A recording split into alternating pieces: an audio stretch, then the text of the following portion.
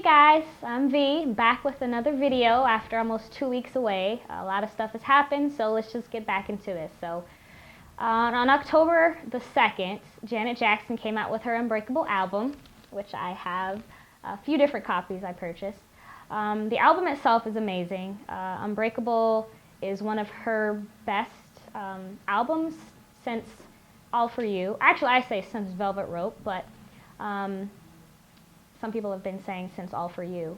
I love the album. I love pretty much all the songs on there. A couple of my favorites are Night, which is more of like a club type of sound.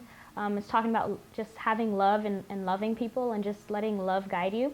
The other song I love is Black Eagle, which has a lot of different meanings, so I think you guys just listen to it and just interpret it for yourself. Those two are my favorite songs on the album. However, again, I have to say I love the entire album. So, Janet, Billboard just announced that Janet was #1 this past week, debut album. She sold 116,000 copies, and it made her #1. So again, Janet has another #1 album, which puts her in the history books, having 7 #1 albums. And she also is the third person to have a hit #1 album in 4 different decades. So from 1980s to 1990s, 2000s, and now 2010s. So congratulations, Janet. Definitely go out and support her. And I want to also say there are other people that were coming out with albums on October the 2nd. The other person was Tamar Braxton. And Tamar had her album Calling All Lovers, and that's her second album that she came out with, and actually it's her third technically. But she has a lot of R&B songs on there. It's definitely a nice album, I think. However, I prefer her last album, Love and War. I don't know, I think I'm biased because I just love that song. But I definitely say check out, her new album, Calling All Lovers. She sold 43,000 copies, so she didn't do that well. She actually was #5 debuting. So again, support her. In other news, I wanted to talk about the View co-host.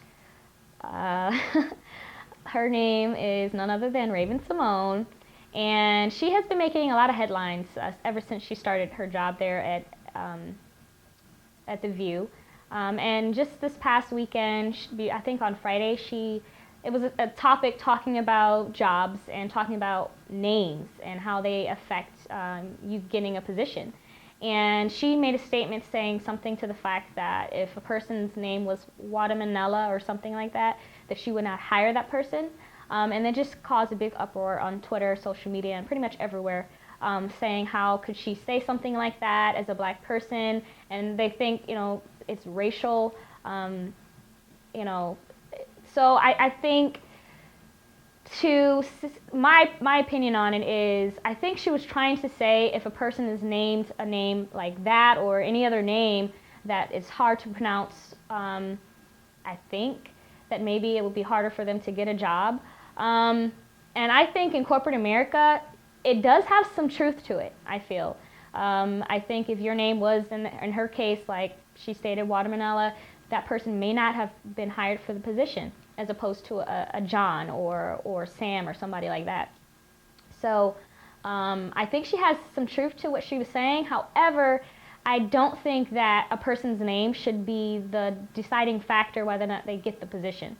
I think that it should be based off of a person's qualifications and whether they can do the job, not their name. If your name was like Northwest or something, or Raven-Symone, then yeah, you could, it doesn't matter, you're a celebrity, But us normal people having a, different name, I think it would be harder for us to get a position, or it is harder for us to get positions, I believe. So anyways, you guys, make sure you like, comment, and subscribe this video, and tell it to your friends, family, and other people that you can think of. Just get the word out there so I could do more videos. Thank you again. Have a good day. Bye.